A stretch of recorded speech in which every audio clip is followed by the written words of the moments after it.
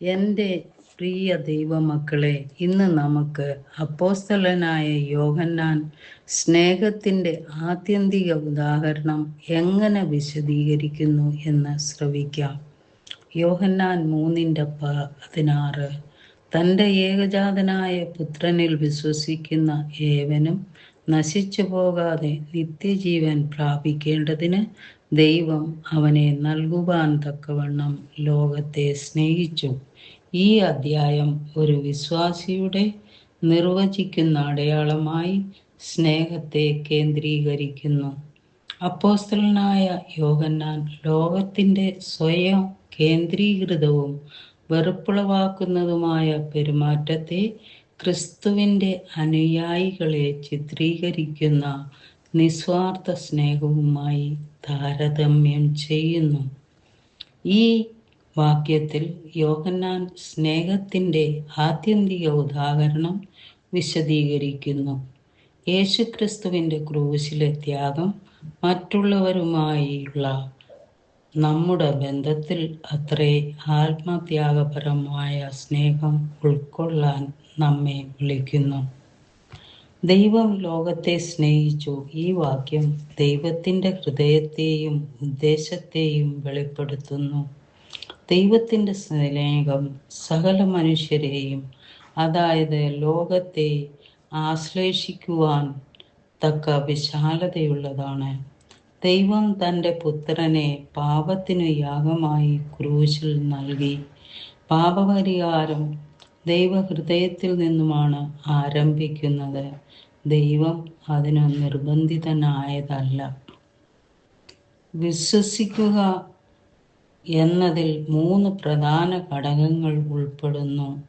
ക്രിസ്തു ദൈവത്തിൻ്റെ പുത്രനും നഷ്ടപ്പെട്ട മനുഷ്യവർഗത്തിൻ്റെ ഏകരക്ഷകനും ആകുന്നു എന്ന ഉത്തമ ബോധം, ക്രിസ്തുവിനോടുള്ള സ്വയം സമർപ്പിത കൂട്ടായ്മയും അനുസരണവും നമ്മെ ആത്യന്തിക രക്ഷയിലേക്കും സ്വർഗത്തിലെ ദൈവത്തോടുള്ള കൂട്ടായ്മയിലേക്കും വരുത്തുവാൻ ക്രിസ്തു മനസ്സുള്ളവനും കഴിവുള്ളവനും ആകുന്നു എന്ന ക്രിസ്തുവിലുള്ള വിശ്വാസം.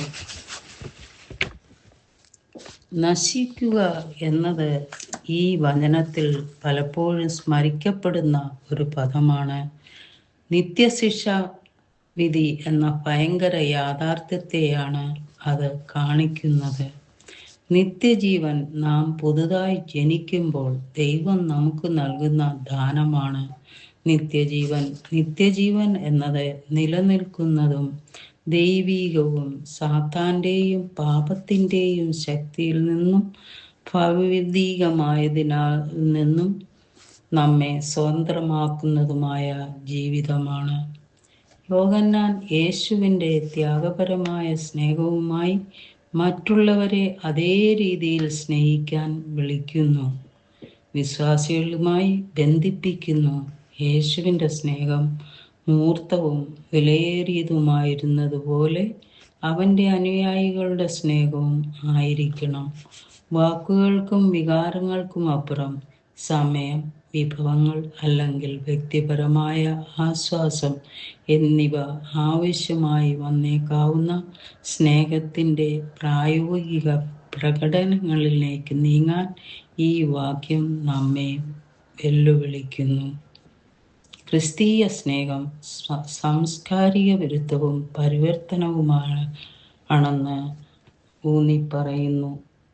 നാം ക്രിസ്തുവിൻ്റെ സ്നേഹം ഉൾക്കൊള്ളണം, ത്യാഗപൂർവ്വം സ്നേഹിക്കണം, നമ്മുടെ സമൂഹത്തെ സേവിക്കണം, നിസ്വാർത്ഥമായി ജീവിക്കണം, സ്നേഹത്തിൻ്റെ സാക്ഷിയാകണം.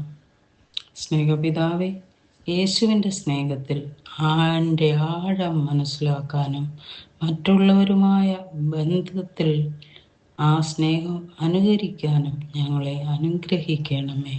അങ്ങനെ നാം ക്രിസ്തുവിനെ ബഹുമാനിക്കുക മാത്രമല്ല, അവൻ്റെ സ്വഭാവം ലോകത്തിന് പ്രതിഫലിപ്പിക്കുകയും ചെയ്യുന്നു. യേശുവിൻ നാമത്തിൽ തന്നെ ആമേൻ.